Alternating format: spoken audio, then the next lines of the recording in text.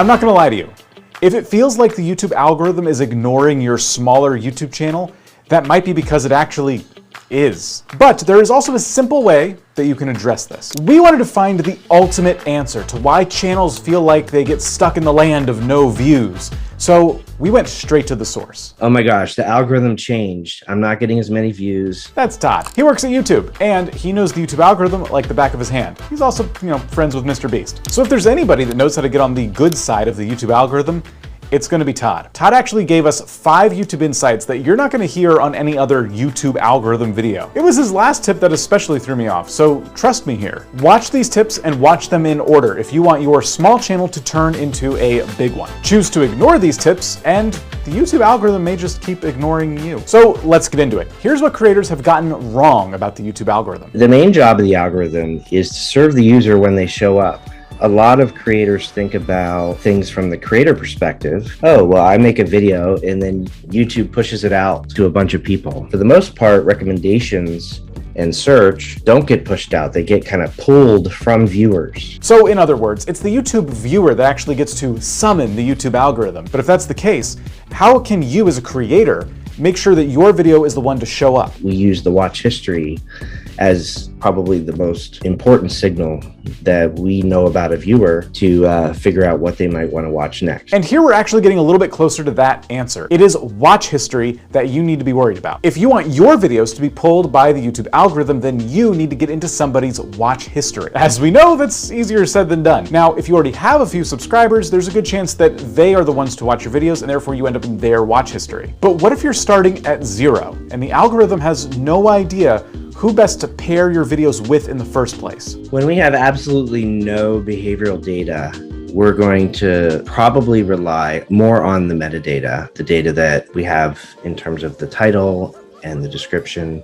And I would say search is probably the first place for fresh videos. You upload a brand new video around Minecraft, we're going to consider that video when somebody searches for Minecraft based on the title and description. Okay, so this is helpful. YouTube search, your title and your description, these are things you can be focused on to start bringing in those new viewers when you're starting from 0. But maybe you feel like you're already doing this and yet you're still struggling. What else could possibly be wrong? Todd had an answer to that too. I would discourage creators from trying to compete in the most competitive spaces in the world. And so rather than go after the Minecraft query, for example, you might want to find a niche that isn't already being served by a million other videos. As you search around, maybe use Google Trends, spend time looking at what viewers see and see where can you produce the best video that's going to be better than what's already there, because that's where the opportunity is. I love it that an employee at YouTube is calling a spade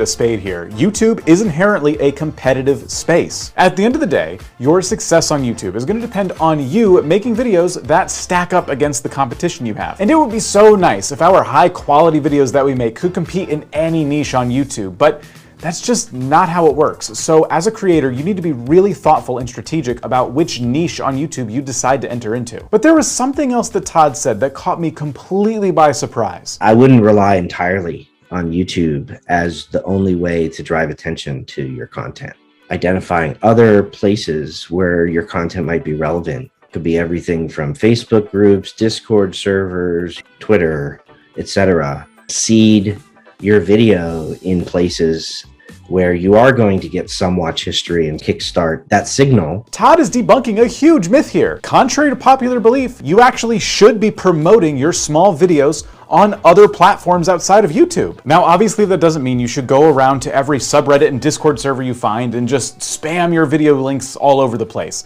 Relevance is going to be key here. You want to go to the places where your community is hanging out, and you want to provide videos and maybe clips from your videos that can help them perhaps with a problem they're having. And if you choose to disregard that last bit of advice, then I would highly caution you here because you could end up paying for it. YouTube's not exactly, once again, going to know who to pair it with. So really be thoughtful when you're sharing your content outside the platform.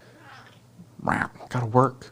I have 3 more paragraphs. Don't buy cats. If you want to be a YouTuber, that's the real advice. Don't do it. And for those of you who aren't really keen on the idea of sharing your videos outside of YouTube and doing all that legwork, Don't worry, this isn't something you necessarily have to do forever. You're just doing this at the beginning of your journey to give the algorithm a little bit of a nudge in the right direction. Once you get a bunch of people that have your videos in their watch history and they're your ideal viewers, the YouTube algorithm can step in and do the rest.